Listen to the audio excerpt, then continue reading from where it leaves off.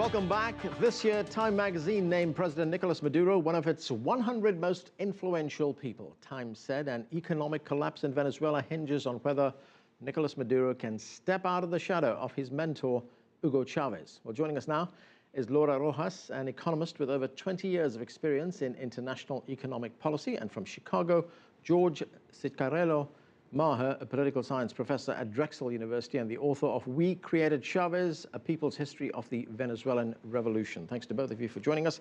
Laura, we just heard our last guest say that there is no quick fix for Venezuela. The protests are going to continue. Do you believe that to be the case as well?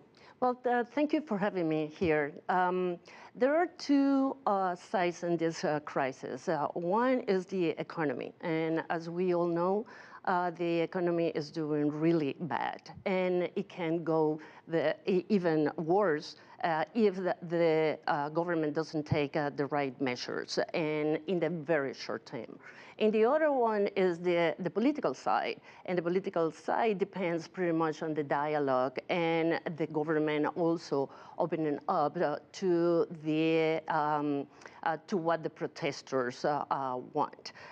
So everything goes back to the government and what the government is really willing to do in the short term. So I am cautiously optimistic because I still believe there is opportunities for the dialogue on the political side, and I do believe the government still have a space for taking appropriate measures to correct the economy. But up to now, the government hasn't showed the willingness to take those measures.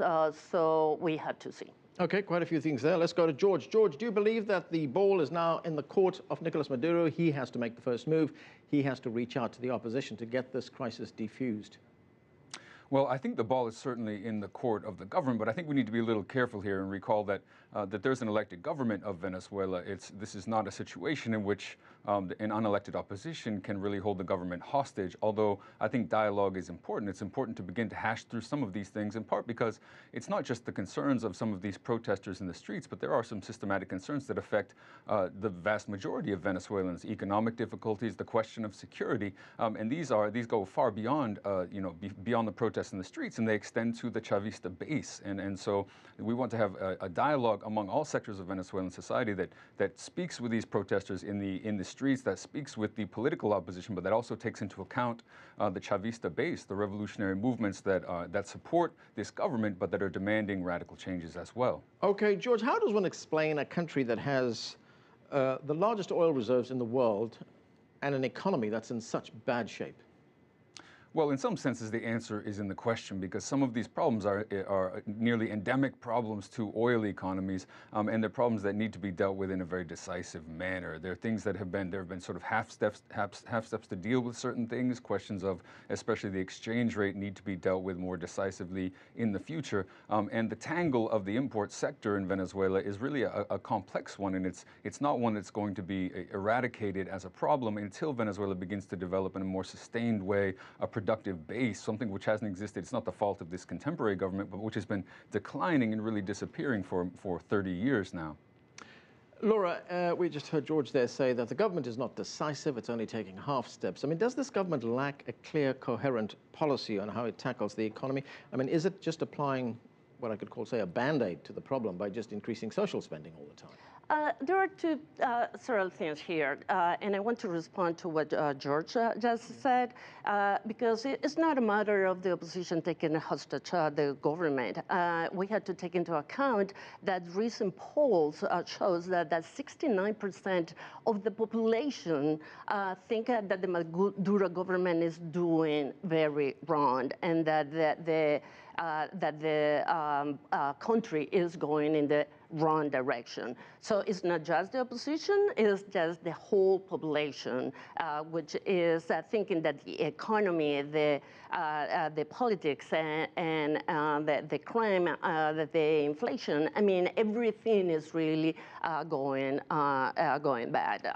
Okay, and the second thing about what the problems, the structural problems of this economy. That is true. There are some structural problems, but the government has been in power for 15 years and has had the highest oil income in the Venezuelan history.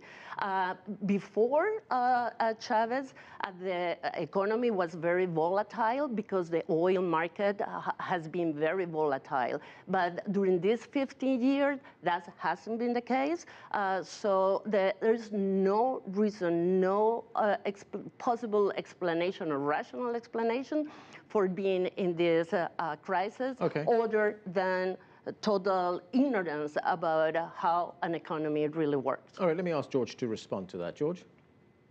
Sure. I would say, firstly, I mean, with regard to polls, I think we should take the polls with a grain of salt. Anyone that knows Venezuela knows that these polls are very politicized. And we should remember that these protests actually emerged in the immediate aftermath of municipal elections in which the Chavistas did very well, showing that they were still a majority. And now whether or not that's still the case is an open question.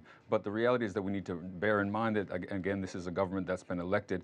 And I do think that, there's a great deal that could be done with the economy, that needs to be done to help deal with these economic questions, but it's not simply a question of a Band-Aid fix, and it's not simply the case that the Venezuelan government over the course of 15 years has accomplished nothing. We're talking about dramatic decreases in poverty. We're talking about Venezuela becoming more equal, and we're talking about the government and the social movements and the population engaging in some very interesting experiments with popular and direct democracy that are, that constitute an uphill battle against some of these structural difficulties of the petrostate, but which nevertheless need to be recognized as important instances. Okay, Laura, where does it go to from here? Is there a role, say, for international mediation to get these two sides to talk? I think the international mediation has been very important. The presence of the Vatican and the presence of UNASUR, of the foreign ministers, have been very important in providing some framework of credibility to the dialogue. I think the opposition needed some support from the international community, and the government has been pushed by that international community into the dialogue. Unfortunately, the government hasn't been willing to adopt measures in that framework. Okay, I just want to go to George. George, I want to get your view on one idea that is percolating here in the United States, especially among Republican Party politicians, that's the opposition in the United States, and that is to impose targeted sanctions on certain leaders in Venezuela. Is that going to help the situation, or is that going to be a setback?